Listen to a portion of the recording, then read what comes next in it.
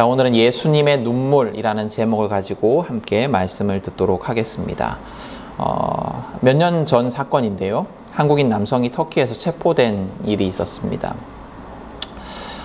무슨 사건이었냐면 이 남성은 온라인으로 알게 된 한국에 살고 있던 20대 여성에게 진로 상담을 해주면서 신뢰를 쌓습니다. 그리고 남성은 자기가 있는 외국으로 오면 여성을 계속 도와주겠다라고 제안을 합니다. 여성은 남성의 제안에 따라서 이제 터키로 향했고 같이 터키로 갔고 그곳에서 끔찍한 일이 벌어집니다. 남성은 여성을 감금하고 매일 폭행하고 또 심지어 성폭행까지 하게 됩니다. 그렇게 석 달간 감금되어 있던 여성은 우연히 그 숙소에 들렸던 집주인을 만나게 되고 집주인의 도움으로 경찰에 신고해 귀국할 수 있었습니다. 이 사건이 터키 검찰이 우리나라 같으면 이렇게 안 했을 것 같은데 터키는 좀 엄해서요. 터키 검찰이 이 남성에게 징역 46년을 구형하면서 국내 신문에도 보도가 됩니다.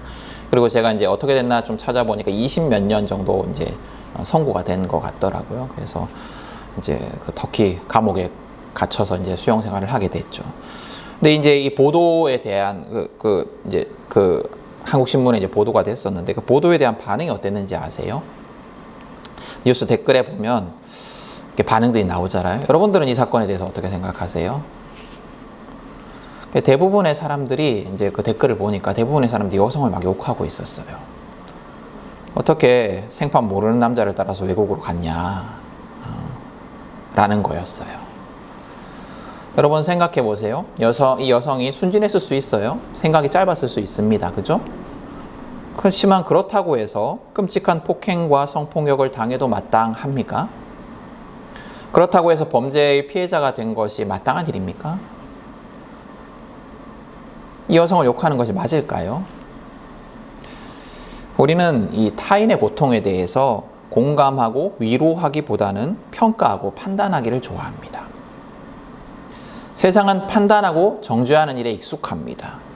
우리 지난주 설교 본문인 성경에서도 마찬가지였잖아요. 사람들이 시각장애인에 대해서 그 장애의 원인이 무엇인가, 누구의 죄 때문인가에 관심을 가졌어요.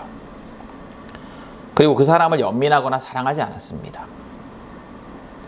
세상은 그래요. 우리는 자주 그럽니다. 그 사람에 대해서 이해하기보다는, 그 사람을 연민하고 사랑하기보다는 그 사람을 판단하고 정죄하기를 좋아합니다. 그러나 지난주 예수님은 어떠셨어요? 예수님은 그 사람을 정죄하거나 판단하지 않으셨습니다.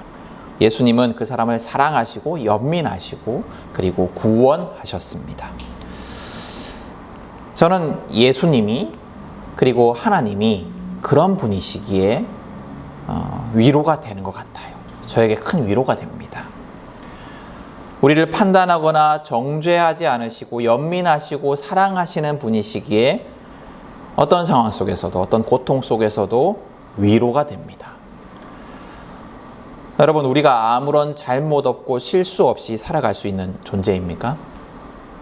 우리가 경험하는 여러 가지 고통들이 있잖아요. 그 고통 속에서 우리가 항상 우리 책임 없는 고통을 당할까요? 그럴 때도 있겠죠. 우리 책임 없는 고통을 당할 때도 있겠지만 항상 우리의 책임이 없을까요? 우리의 실수가 없을까요? 만약 하나님이 우리가 경험하는 그런 고통에 대해서 판단하고 정죄하시는 분이시라면 우리는 고통 속에서도 하나님을 찾을 수 없을 것 같아요. 하나님 뭐라 하실 거잖아요. 우리가 고통 속에서 하나님을 찾을 수 없을 겁니다. 하나님의 도우심과 구원을 기대할 수 없을 겁니다. 우리가 감당해야 하는 고통도 괴로운데 하나님의 정죄까지 우리가 어떻게 감당할 수 있겠습니까? 그러나 하나님은 어떤 상황 속에서도 심지어 세상 모두가 나를 비난하는 그런 상황 속에서도 나를 정죄하는 그런 상황 속에서도 나를 연민하시고 사랑하시는 분이십니다. 오늘 성경 이야기는 나사로의 부활 사건 이야기입니다. 마르다와 마리아 그리고 나사로는 형제 자매였어요. 한 가족이었습니다. 그리고 이 가족은 예수님과 굉장히 친밀한 사이였습니다. 굉장히 특별합니다. 성경에 보면 예수님과 이렇게 굉장히 친밀한 가족 이야기는 이 가족밖에 없는 것 같아요. 뭐 제자들 제외하고는, 그죠?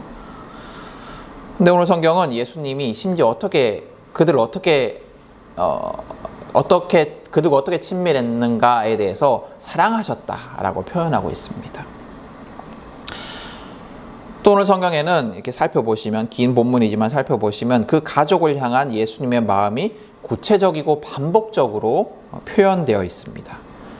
성경은 예수님이 나사로와 마르다 마리아 자매를 사랑하신다라고 여러 번 반복하고 있고, 예수님은 나사로를 우리 친구라고 표현하십니다. 또 예수님은 마리아가 우는 것과 사람들이 우는 것을 보시고 비통해하시며 괴로워하십니다. 그리고 눈물을 흘리십니다. 이 눈물 속에는 마르다와 마리아가 당한 고통과 슬픔에 대한 연민, 그리고 죽은 나사로에 대한 연민과 공감이 담겨져 있는 것 같습니다. 예수님은 이처럼 고통을 당한 나사로와 마르다와 마리아를 사랑하시고 연민하십니다. 그들의 고통에 공감하시면서 그들과 함께 눈물 흘리십니다. 저는 이 예수님을 보면서 위로를 얻게 됩니다.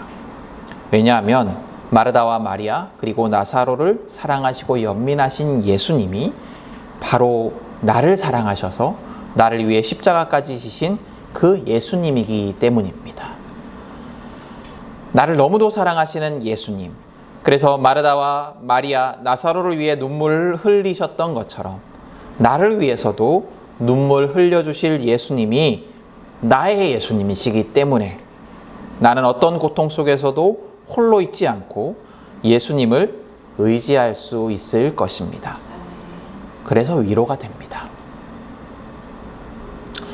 저희 인생 속에도 고통의 깊은 터널을 지날 때가 있었습니다. 아무런 희망이 보이지 않고 아무것도 할 수 없는, 그저 반복되는 그런 고통을 견뎌내야 할 수밖에 없는 무기력한 때가 있었습니다.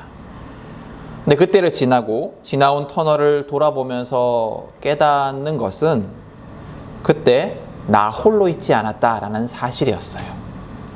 예수님이 나와 함께 하시고 나를 위해서 아파하시면서 사랑하는 나를 위해서, 나를 고통에서 건지시기 위해서 계속해서 일하셨구나, 계속해서 애쓰시고 이끌어주시고 또 이끌고 가셨구나 라는 깨달음이 있었습니다.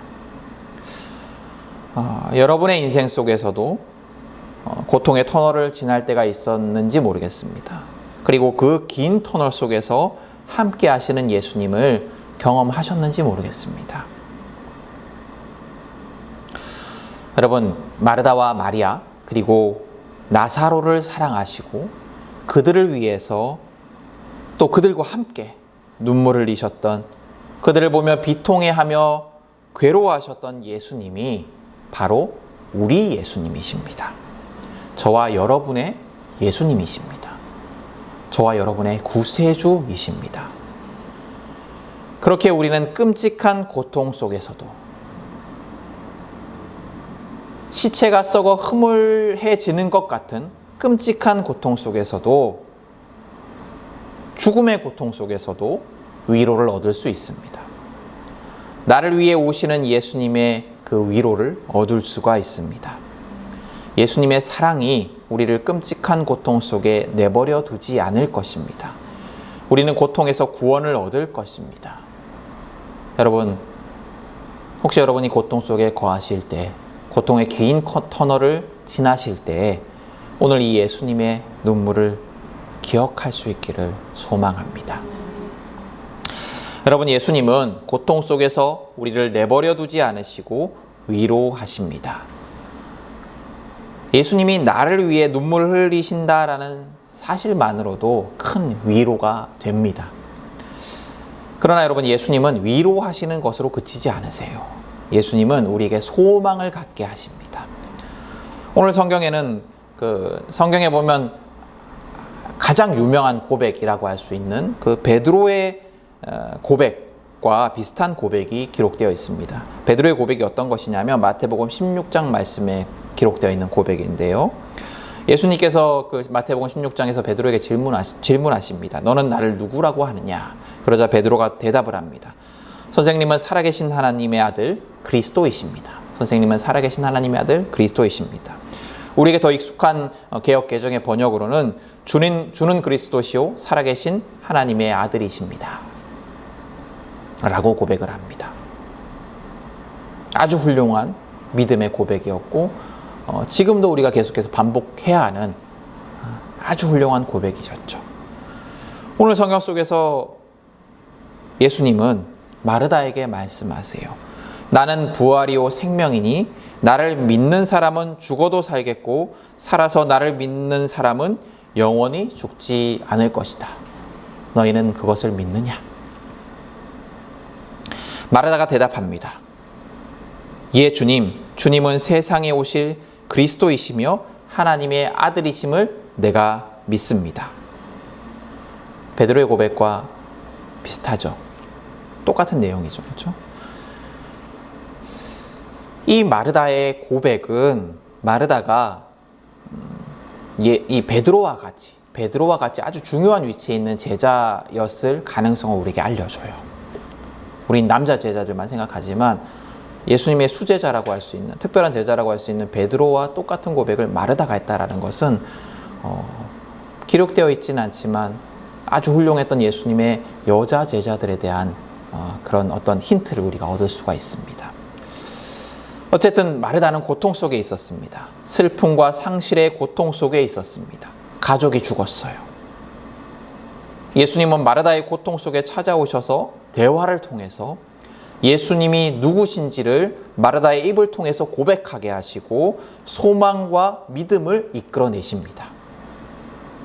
예수님은 고통 속에 있던 마르다에게 부활과 생명에 대한 믿음과 소망을 주십니다. 여러분, 큰 고통이 닥치면 그 고통이 우리를 집어삼킵니다. 헤어나오지 못하게 만들어요.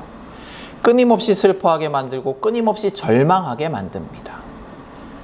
자기 연민에 사로잡히게 만들고 타인에 대한 원망과 분노 속에 살아가게 만듭니다.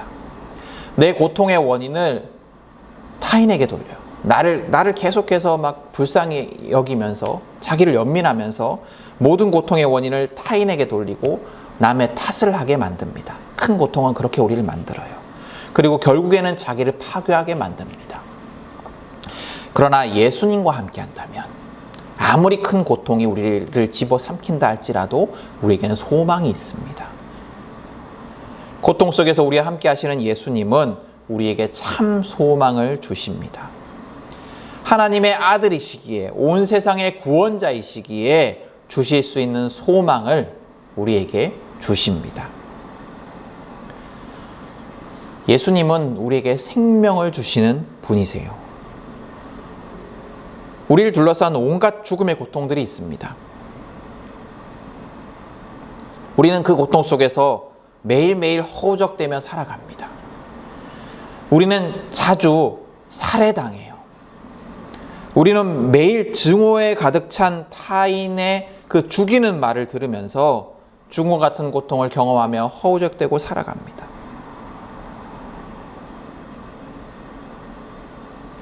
그런 우리에게 예수님은 생명의 소망을 주십니다. 우리는 예수님의 위로 속에서 소망을 발견할 수가 있습니다. 예수님이 우리에게 참된 소망을 주실 수 있는 것은 그분이 소망 그 자체이기 때문이에요. 그분이 생명 그 자체이기 때문에 우리에게 참 소망을 주실 수가 있습니다. 세상을 죽음에서 건지시기 위해서, 영생을 주시기 위해서 오신 예수님, 온 세상의 구원자 예수님께서 우리를 삶의 고난과 고통 속에서 구원하시며 생명을 주십니다. 여러분, 그래서 우리 예수님이 그런 분이시기에 우리는 고통 속에서 절망하지 않을 수 있습니다. 고통 속에서 우리와 함께 하시며 우리를 위로하시는 예수님이 우리에게 완전한 소망, 생명의 소망을 주시기 때문입니다. 오늘 큰 고통 속에서 마르다가 한 고백, 주님은 세상에 오실 그리스도시며 하나님의 아들이심을 내가 믿습니다 라는 고백이 고통 중에 우리의 고백이 될 수 있기를 소망합니다. 생명이신 예수님은 어떤 끔찍한 고통 속에서도 우리의 참 소망이 되실 것입니다. 여러분, 예수님이 다시 살리기 전 이 나사로의 모습을 한번 상상해 보십시오. 이 나사로의 모습은 예수님 없는 우리 인생을 생각하게 합니다. 나사로의 무덤에 간 예수님은 돌을 옮겨 놓으라고 말씀하십니다. 그러자 마르다가 이렇게 말합니다. 주님, 죽은 지가 나흘이나 되어서 벌써 냄새가 납니다. 마르다가 이야기한 대로 나사로는 죽은 지 벌써 나흘이 지나서 무덤 속에서 썩어가고 있었어요.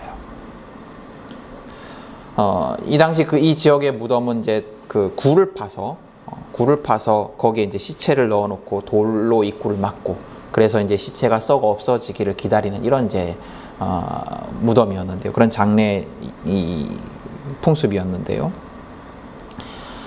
시체가 썩어서 흐물흐물해지고 몸에 체액이 흘러 내려오는 모습은 예수님 없는 우리의 인생을 생각하게 합니다. 그리고 또 우리가 인생을 살면서 당하는 여러 고통의 끔찍함을 보여주는 것 같기도 해요. 우리는 고통 가득한 인생을 살아가다가 죽음을 맞이합니다. 그리고 그것이 끝이라고 생각하고 살아갑니다. 그런데 오늘 예수님이 나사로를 다시 살리는 사건은 죽음이 예수 안에 있는 우리의 최종 결말이 아님을 보여주는 것 같습니다. 죽은 나사로를 다시 살리셨듯이 예수님은 우리를 죽음에서 건지셔서 새로운 생명을 누리게 하시는 분이라는 거예요. 우리는 죽음 이후에 새로운 생명을 오늘 이 예수님을 통해서 소망할 수 있어요. 그러나 여러분, 부활은 죽음 이후에만 일어나는 것이 아닙니다. 매일매일의 삶 속에서 우리는 부활을 경험할 수 있습니다. 우리는 인생 속에서 마치 죽음과 같은 고통을 경험합니다. 그럴 때 주님은 우리를 그 죽음과 같은 고통에서 부활하게 하십니다. 끔찍한 죽음과 같은 고통에서 우리를 구원하셔서 생명을 누리게 하십니다.